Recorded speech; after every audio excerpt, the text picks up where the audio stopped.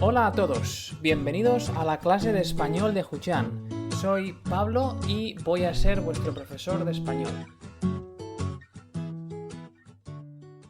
Hola chicos, bienvenidos de nuevo a esta clase número 7, clase de cultura del DLC1, clase cultural, continuación de las clases que hemos estado haciendo anteriormente, ¿eh?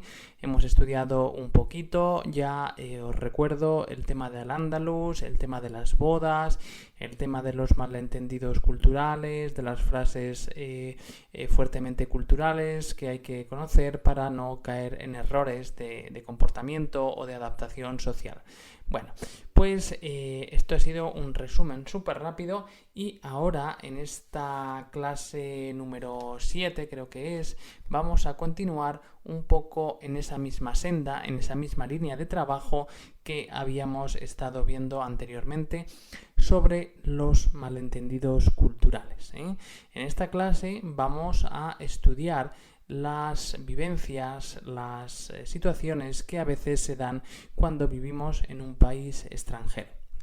Este primer ejercicio vamos a leer 4 testimonios de 4 personas que nos narran sus vivencias y nosotros lo que tenemos que hacer es relacionarlas con 4 frases que os voy a leer a continuación.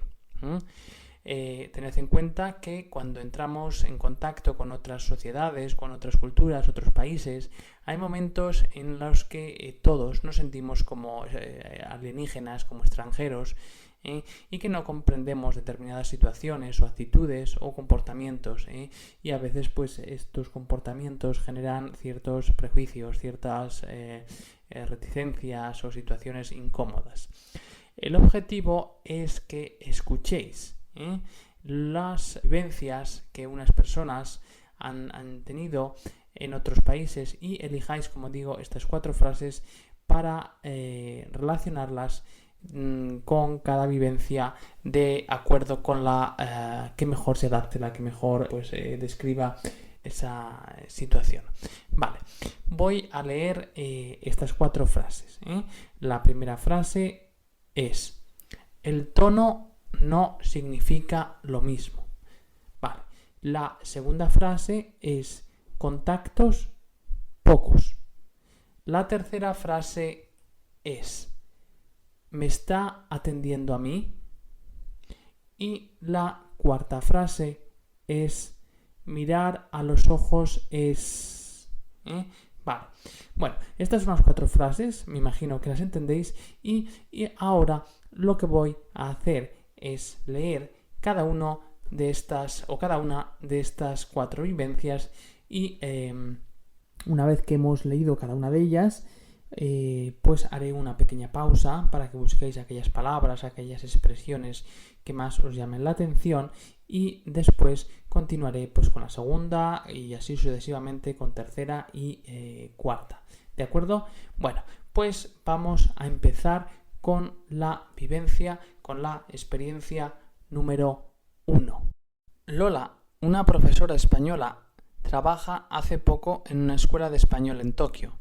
Todavía no está muy hecha a las costumbres de la gente y, por ejemplo, en clase, cuando pregunta a algún alumno, no comprende por qué éste no le mira a los ojos al responder. La pobre está desubicada. Bueno, este es el texto número 1, y a continuación hacemos una pequeña pausa, buscamos aquellas palabras que nos llamen la atención, expresiones, y luego no os preocupéis que yo comentaré cada uno de estos textos.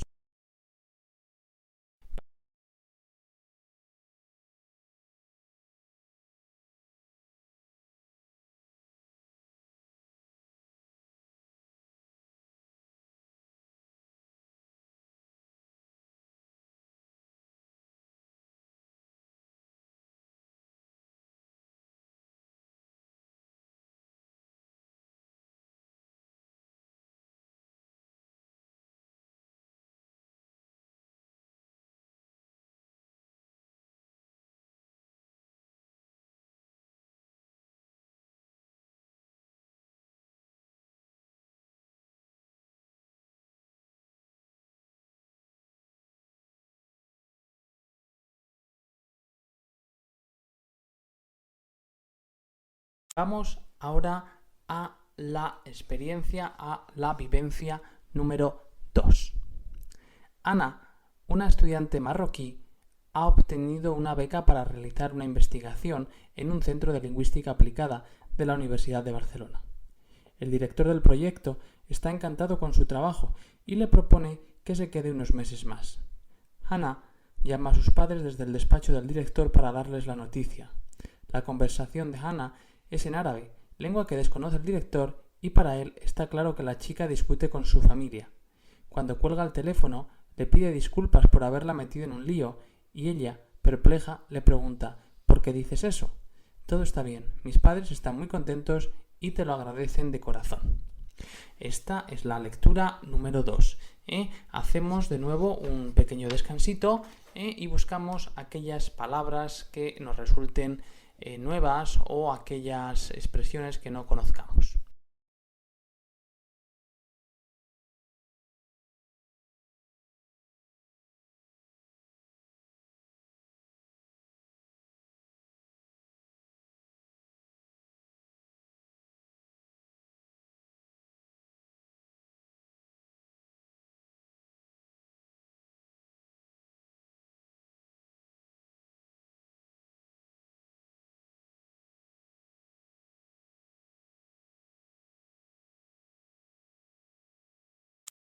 Vale, vamos ahora con la vivencia, con la lectura número 3. Paco, un estudiante español, ha conseguido una beca para pasar un trimestre en Londres y hace un curso de inglés. A menudo, al final de la clase, espera a su profesora para preguntarle algunas dudas. Cuando se acerca, ella lo mira de arriba abajo y se queda inmóvil. Paco se pregunta si no le cae bien a la profesora, si le está haciendo muchas preguntas o si en Inglaterra es de mala educación preguntar después de clase. Bueno, hasta aquí la lectura número 3. Hacemos ahora una pausa breve para de nuevo buscar palabras, expresiones, cualquier cosita que nos llame un poco la atención.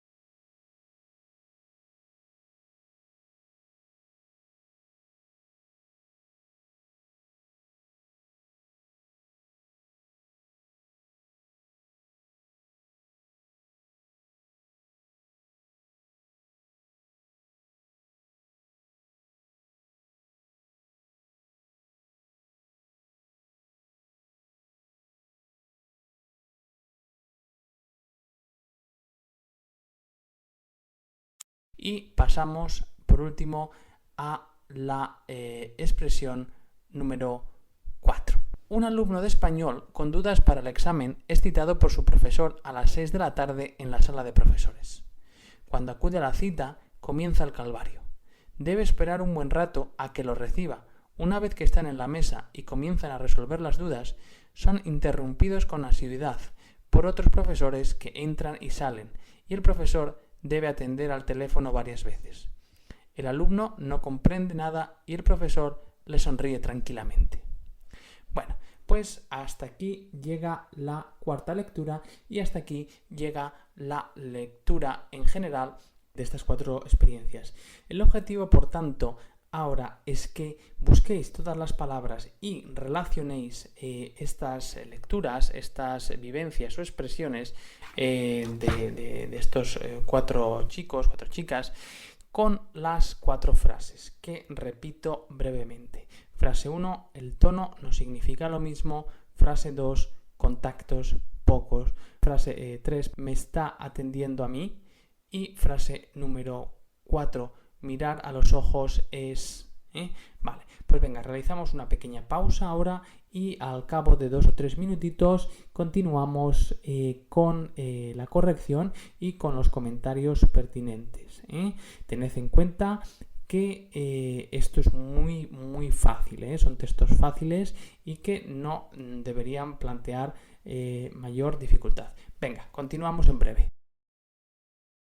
Bueno.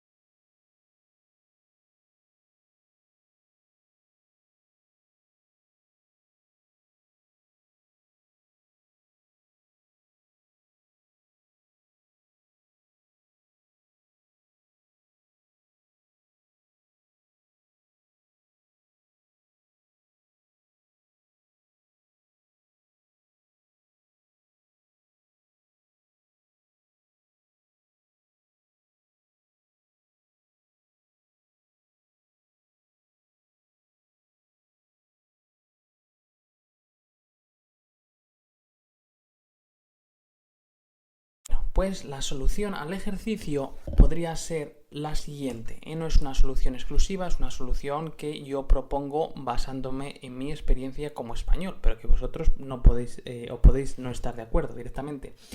Ana, la chica marroquí, tal vez sea o esté directamente relacionada con la frase el tono no significa lo mismo, ¿no? El tono de su voz cuando hablaba por teléfono, que parecía que chillaba, que discutía, no significa lo mismo en la lengua árabe que en el español.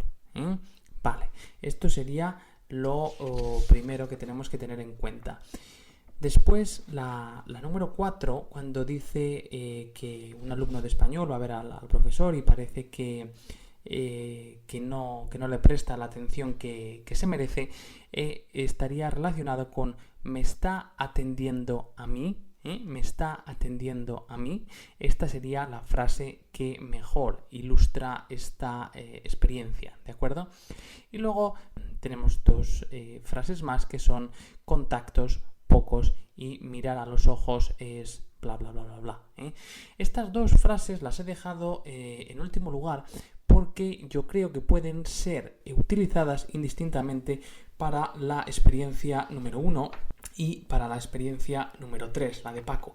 Dice Paco está en Inglaterra, dice que le va a preguntar cosas a la profesora y que ella pues se sienta un poco perpleja. Entonces yo diría que tal vez la mejor frase para esta situación es la de contactos pocos. Y la número 1 es mirar a los ojos, puntos suspensivos, tal vez sea la que mejor ilustre cómo se siente Lola cuando da clase a sus alumnos japoneses. Bueno, pues ahora una vez terminado esto voy a comentar un poco este tema de los malentendidos culturales y de mi experiencia también en el caso, por ejemplo, de China, de cómo me lo he vivido y cómo lo he visto a veces en España, ¿de acuerdo? Vale, pues continuamos entonces con el comentario. Bueno, la primera situación, la situación de Lola, la profesora española, la profesora de español que está en Tokio, es una situación bastante común con los o con ciertos estudiantes de origen asiático, bien sea japonés, A veces también sucede con los estudiantes chinos, aunque no tanto, pero es uno de los choques culturales que a los españoles, a los hispanohablantes también en general, nos suele sorprender más. Y es que cuando, dice el texto, no comprende porque no le mira a los ojos al responder. Nosotros en España, el hablante de español, cuando hace una pregunta, cuando se dirige a alguien, pues lo hace siempre mirando a los ojos, manteniendo la mirada generalmente. Es una forma de contacto, es una forma de decir que estamos interesados por el otro, por lo que nos dice y que estamos atentos a la comunicación. Claro, esto no es semejante o equiparable en todas las culturas. Hay culturas en las que tal vez mantener el contacto visual se considere una forma de provocación, o a veces también es cierto que se considera una forma como que se está retando a una persona al mantener el contacto visual. Entonces no se hace.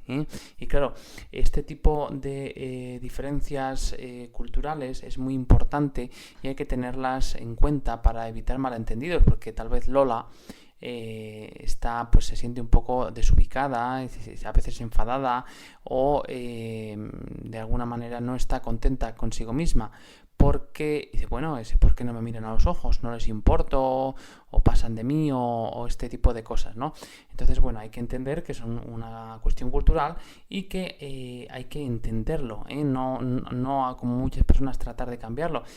Se puede, pero no es necesario. Es decir, si a mí no me miran a los ojos, yo no tengo que forzar a la otra persona a que me mire a los ojos. Simplemente entender que el no mirarme a los ojos es un comportamiento totalmente natural. Bueno, el segundo de estos textos hablaba sobre el tema de Ana, la estudiante marroquí. Bueno, la utilización del tono para expresar sentimientos, para expresar estados de ánimos, incluso intención comunicativa, es algo muy importante en español, muy importante en español.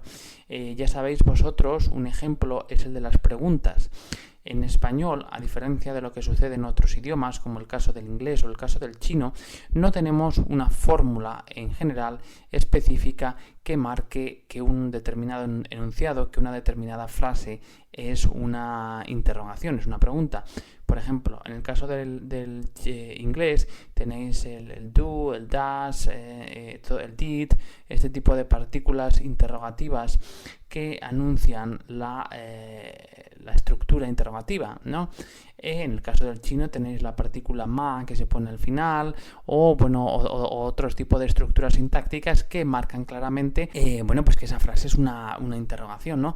En el caso del español ya habéis visto que la interrogación, la pregunta, se marca generalmente por medio de la entonación, una entonación ligeramente ascendente frente a una entonación más neutra y plana, que diríamos es la diferencia. Entonces el tono es enormemente relevante para nosotros.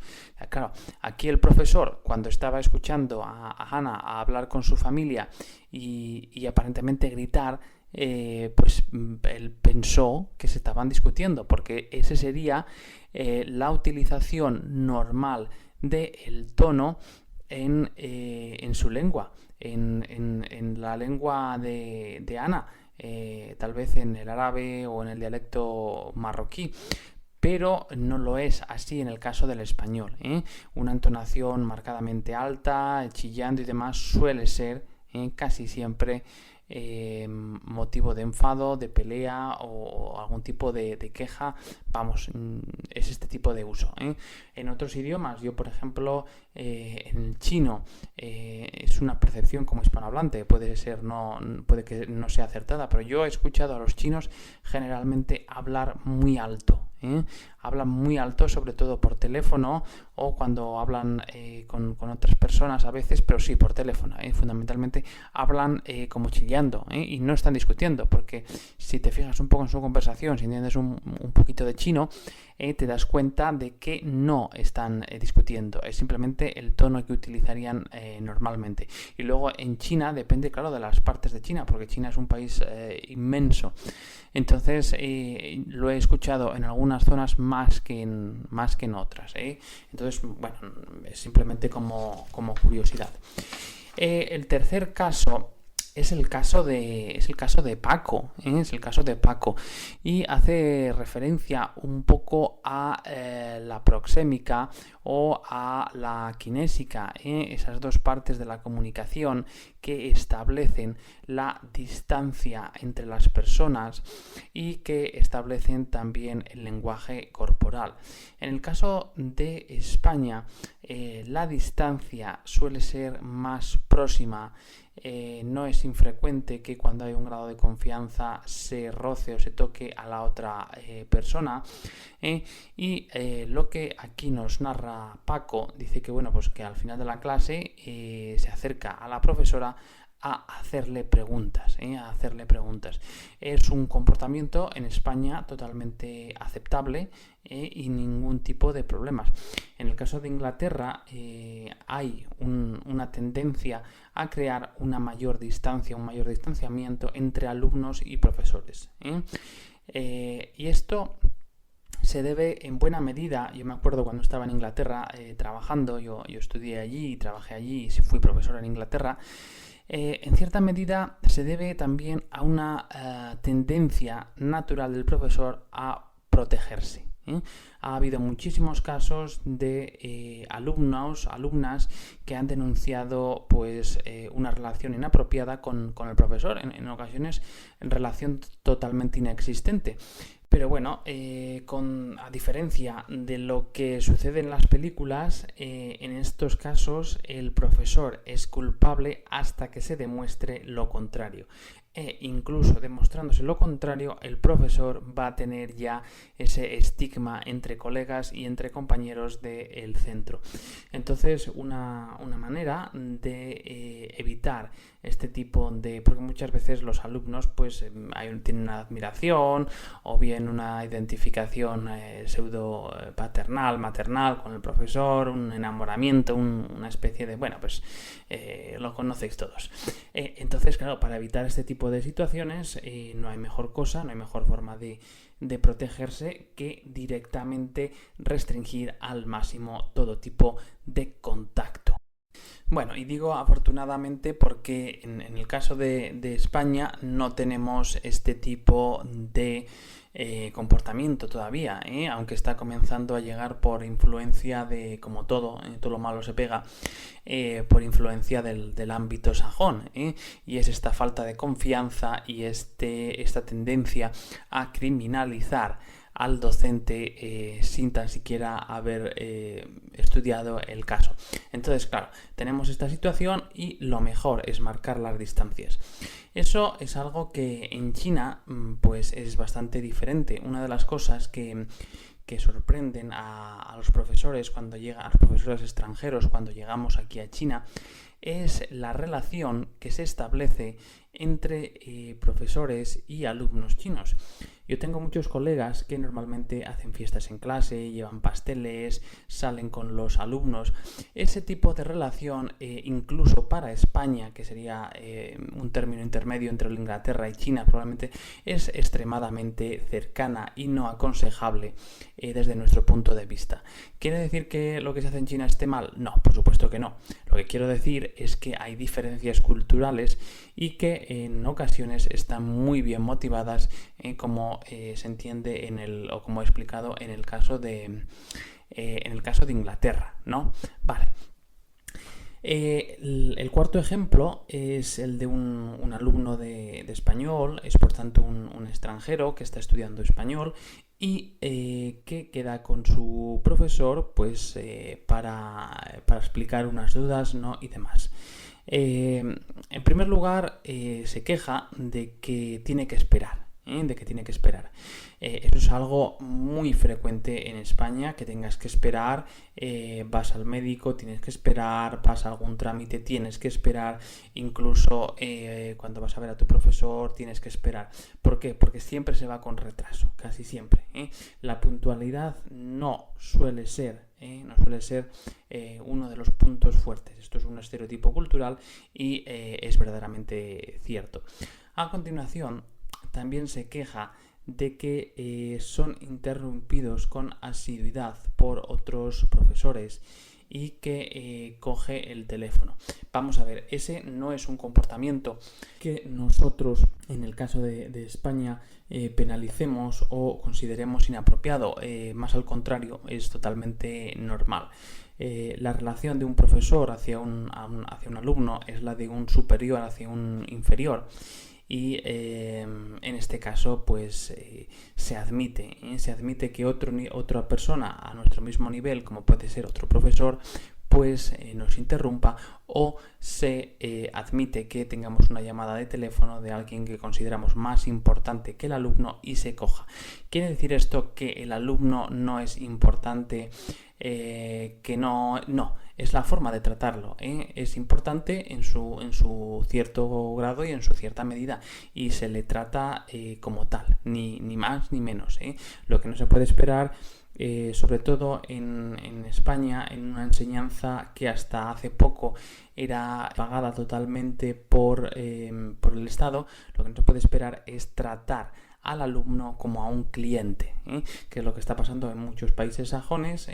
Es la de convertir, o la tendencia a convertir al alumno en un cliente, y hay que mimarlo, hay que tratarlo muy bien, y etcétera, etcétera.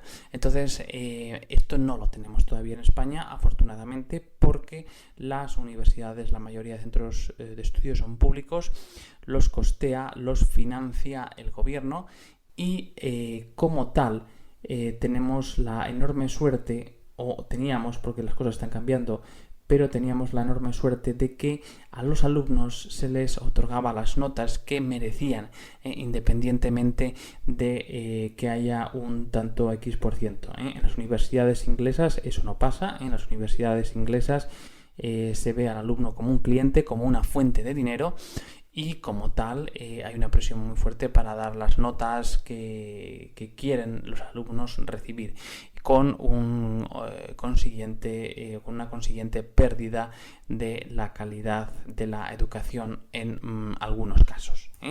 Bueno, pues esto es mis comentarios para estos 4 textos. Bueno, vamos ahora a pasar a esta última actividad, ¿no? A este último ejercicio de esta clase cultural.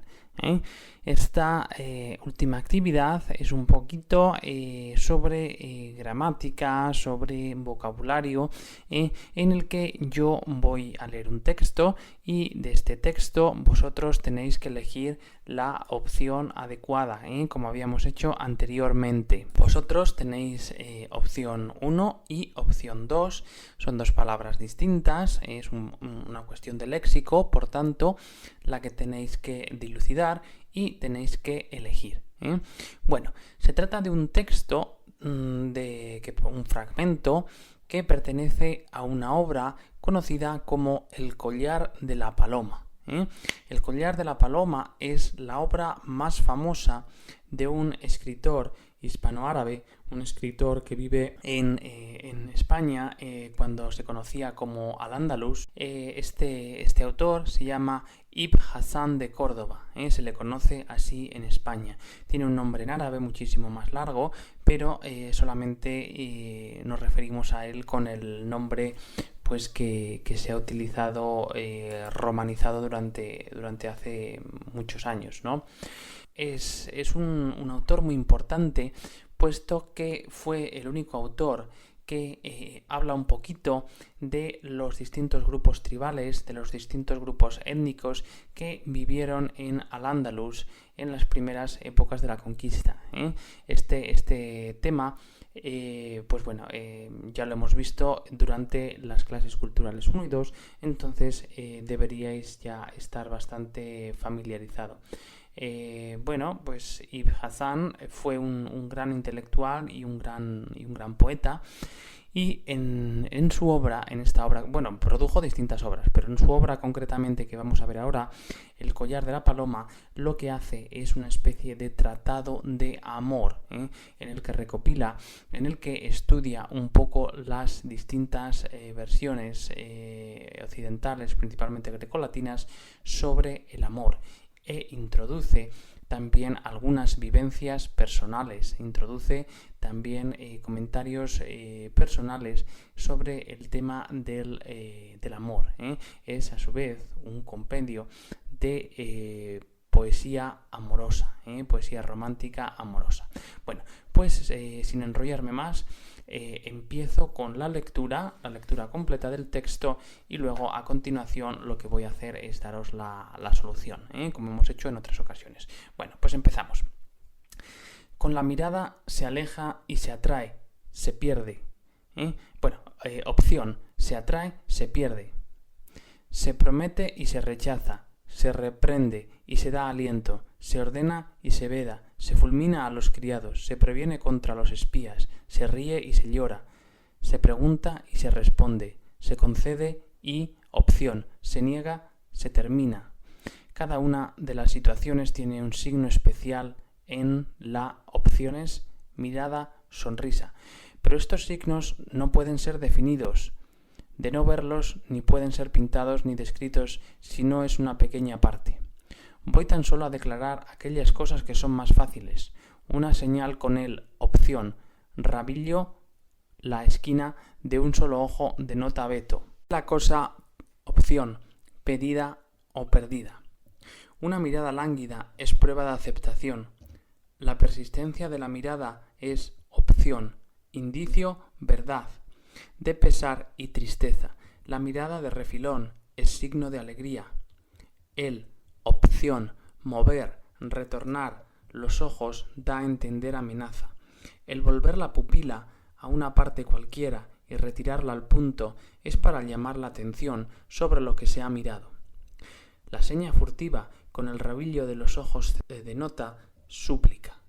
El mover la pupila con rapidez desde el centro del ojo hacia la comisura interna indica imposibilidad. Mover ambas, opción, pestañas, pupilas, desde el centro de los ojos es prohibición absoluta. Las demás no pueden comprenderse sino viéndolas. Bueno, pues entonces, como hemos hecho en ocasiones anteriores, ahora os doy nada, 1 minutillo, 2 minutillos y vosotros vais a elegir la opción correcta. Es muy sencillo, pero necesita leerse para buscar el significado adecuado. Bueno, pues un par de minutos y pasamos a la corrección.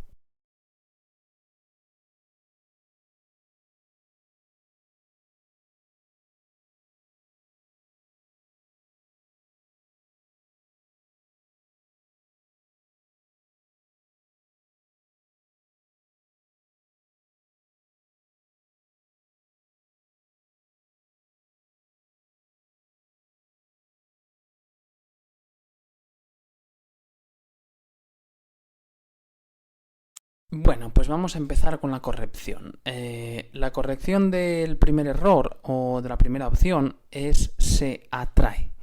Con la mirada se aleja y se atrae. El poeta en este texto lo que está haciendo es juntar dos opuestos, alejar, atraer. Son dos verbos con significado opuesto. El segundo de estas correcciones es se niega y se termina, y se niega o y se termina. La cuestión es se niega. ¿Por qué se niega? Porque el término antepuesto es conceder. Conceder es dar, negar es lo opuesto. Es el mismo tipo de estructura que se proponía en la primera parte. Se atrae y se pierde, se niega, se termina. La opción correcta es la primera. A continuación dice, tiene un signo especial en la mirada, en la sonrisa. Se trata de en la mirada, porque estamos durante todo este fragmento hablando del mismo tema, de cómo los enamorados hacen uso de los ojos para transmitir ciertas sensaciones, ciertos significados. Bueno, a continuación, la siguiente nos da a elegir entre el rabillo y la esquina de un ojo. El rabillo es un término muy utilizado para referirse a la parte más cerrada, la parte, diríamos, rasgada del ojo, ¿no? El rabillo del ojo. Esa sería la opción correcta. Y a continuación tenemos que elegir entre pedida o perdida. Obviamente en este caso es pedida. Dice, denota veto de la cosa pedida. Es simplemente quiere decir que con esta expresión ocular decimos que no a lo que te han solicitado, a lo que te han pedido. Vale, la siguiente opción que tenemos es elegir entre indicio o verdad. Realmente la mejor opción que tenemos aquí es indicio. Indicio es como una especie de pequeña pista de lo que se está tratando, ¿de acuerdo?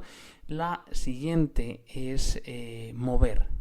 El mover los ojos da a entender amenaza. Mover, cuando mueves los ojos. Vale. Y por último tenemos la elección entre pestañas y pupilas. Obviamente, de nuevo, la opción correcta es las pupilas, porque todo lo que estamos viendo sucede dentro del interior de los ojos, mientras que pestañas es algo que está en los ojos, pero en el exterior.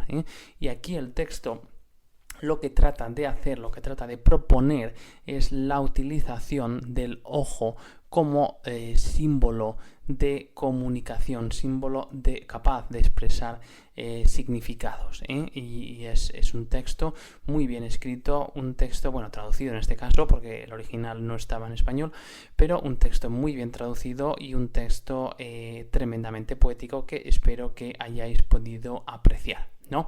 La importancia de los ojos en las culturas, lo que se puede hacer con los ojos, con mantener la mirada, con no mantenerla, y cómo cuando se mantiene la mirada los significados que se puede transmitir.